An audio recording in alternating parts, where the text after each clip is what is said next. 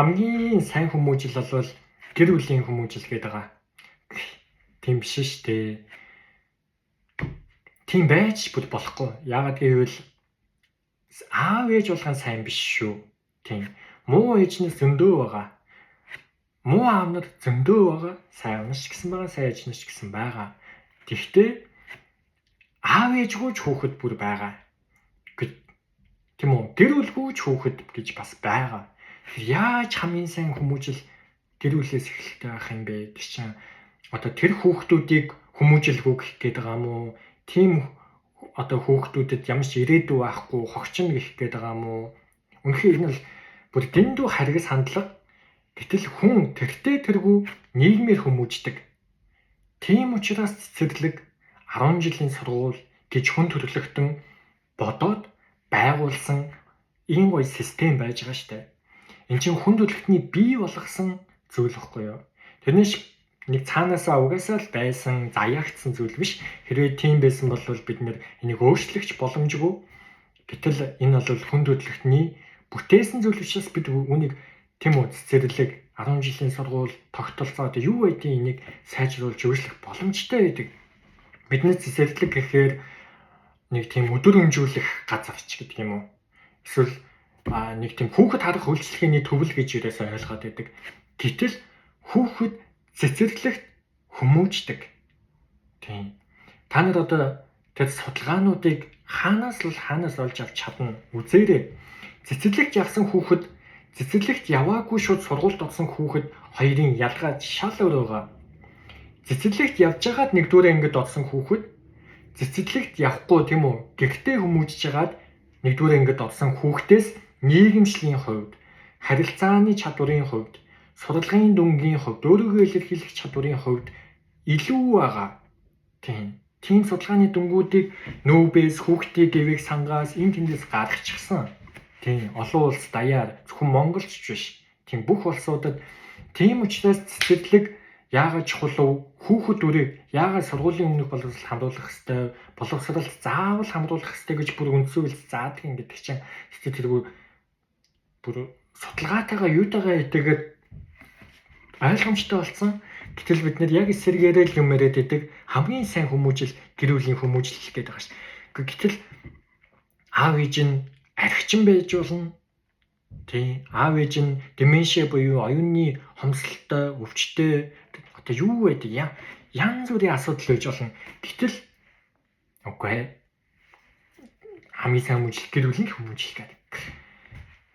Тэгэхээр сүүлийн үед зөвхөн Монголч биш, дэлхийд даяар Америкч гэсэн, Европч гэсэн тийм асуудлууд адилхан байдаг учраас parental alienation буюу эцэг эхийн хүнээсэл гэсэн нэр томьёог гаргаад нийгмийн ажлууд, сэтгэл зүй, нийгмийн шилэх ухаан тэр чигээрээ яг энэ хүүхдийн асуудал дээр бол parental alienation буюу эцэг эхийн хүнээслийг заавал авч үзэж байгаа. Энэ нь маш энгийнээр хэлвэл монголчууд ярьдэн штэ бид нар одоо яасан хүнэмсэг юм бэ гэж өөрөмсөг байгаачтай энэ тэрэг ярьдаг үстэй. Энэ бол хүнээсэл. Тийм. Аав нар ээж нар яадгүй ах эгч нар хүүхдэд дүүнэрээ загнадаг ш. Одоо дутууд шиг гэрээ цэвэрлсэн эсвэл тийм үү нэг тийм ялархаад л хийж ядаад л ахаар загнадаг штэ. Чи эн чиний гэр орон гэтэл чи яасан хүнэмсэг сэтгэлтэй юм. Чи жоохон өөрөмсөг байгаач гэдэл ярьдаг штэ. Тэгэхээр энэ бол хүнээсэл. Эцэг эхийн хүнээсэл гэдэг бол өөрөөсөө унахчихсан тэр хүүхдээ үл хайхрах, тоохгүй байх, хэрэгцээг нь санаатай болон санаандгүйгээр тийм үү хангаж өгч чадахгүй байх, орхиод явах одоо юу байдیں۔ Ингэж хүнэмсэг хандаад байгаа өөрөмсөг биш, өөрийнхөө хүүхдэд өөрөмсөг биш хандаад байгаа эцэг эхийн хүнээсэл гээд байгаа юм. Энийг бол би айл 4 жилийн өмнө 2020 онд хүнээсэл номондоо бичсэн, тайлбарласан. Гэхдээ хүмүүс уншихгүй л байгаа. Тийм. Тэгэхээр энэ эцэг эхийн хүнээсэл дэстэй тэргүй нийгэм болгонд байж идэг. Гэтэл сүүлийн үед биш ээ. Аль эртнээс хойш уламжлагдаад явцсан учраас салж чадахгүй байгаа тэр асуудал бол аж хариулах гэдэг ойлголт. Тийм, заавал аж хариулах хэрэгтэй гэсэн бөөн сэтгэлийн дарамт тэгээ яваад идэг ялангуяа Азууд. Тийм. Гэтэл Кафка тийм үү, Камю гэсэн том философчид бол одоо энэ талаар зөндөө л бичсэн, аавда бичсэн загтлын тэргээ бүр ном байдаг штэ. Аж хариулна гэдэг бол амьдралыг яагаад утга учиргүй болгодог вэ гэдгийг бол шүүмжилж сүүлийн үеийн философчид бол ном бичиж гин, ярьж гин.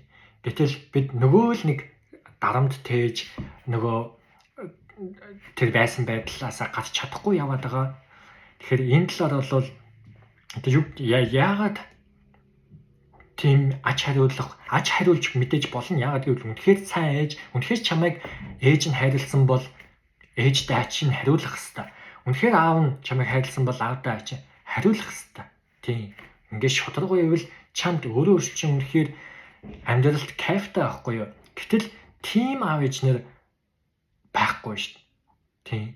Хүүгээ орхио явчихж байгаа аав нар зөндөө, охиноо тоохгүй байгаа ээж нар цавч зөндөө байна шүү дээ. Тэр байтугай ялангуяа ядууралтай байгаа төвшөнд энэ эцэгхийн үнээс л бол өндөр төвшөнд байгаа. Тийм. Та нар ахиал хаанаас судалгааг нь олж болно.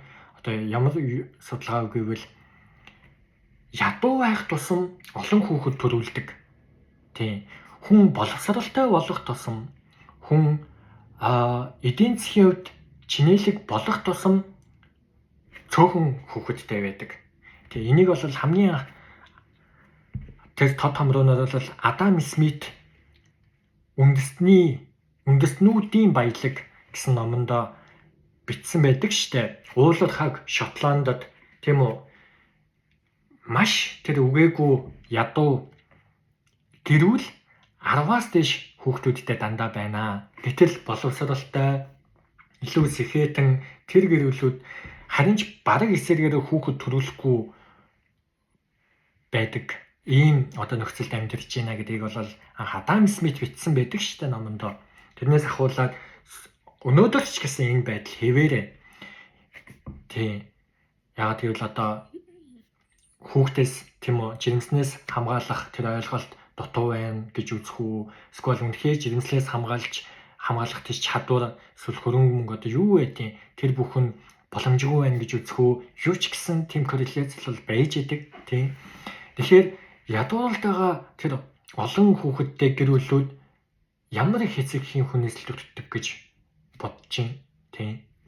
Тэгэхээр гэрүүл болгон хүүхдийг хүмүүжүүлж чадахгүй байхгүй юу та.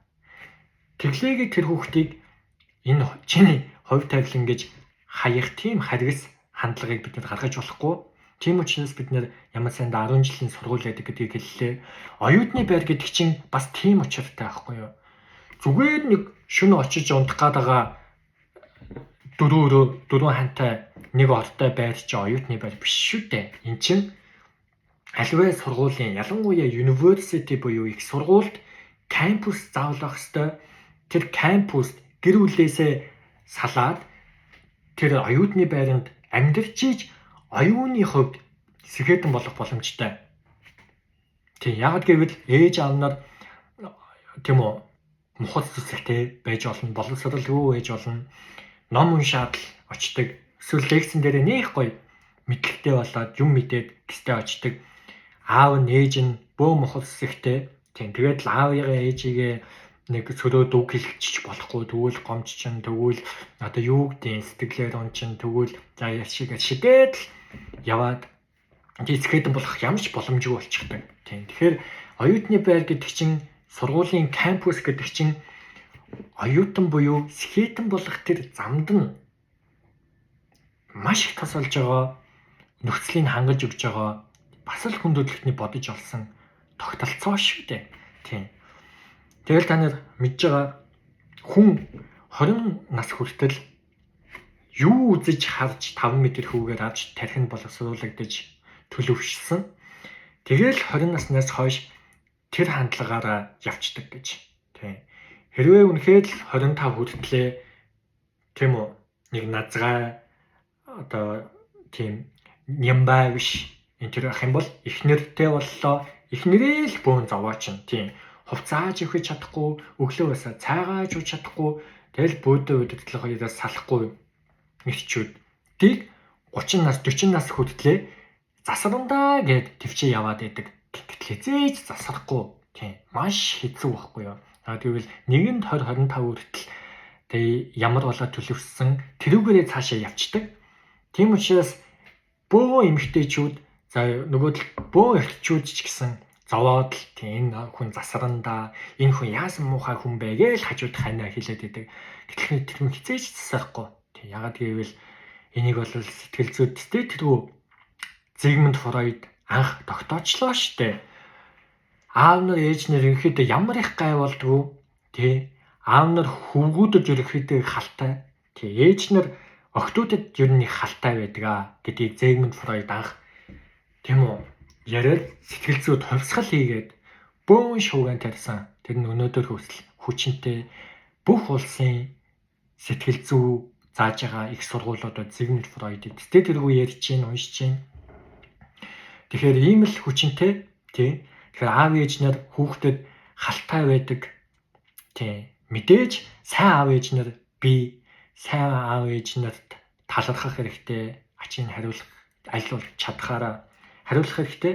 Тийм гэтэл бид бүрэн 100% тэгж гэр бүлд бүгдийг даатгаж болохгүй яагаад гэвэл тэр хүүхдүүдийг бид хайрлах ёстой. Хүүхдүүд нийгмээр хүмүүжиж бүх хүн эрэх тэгш эцэг их ээж аав гэр бүл ямар байна?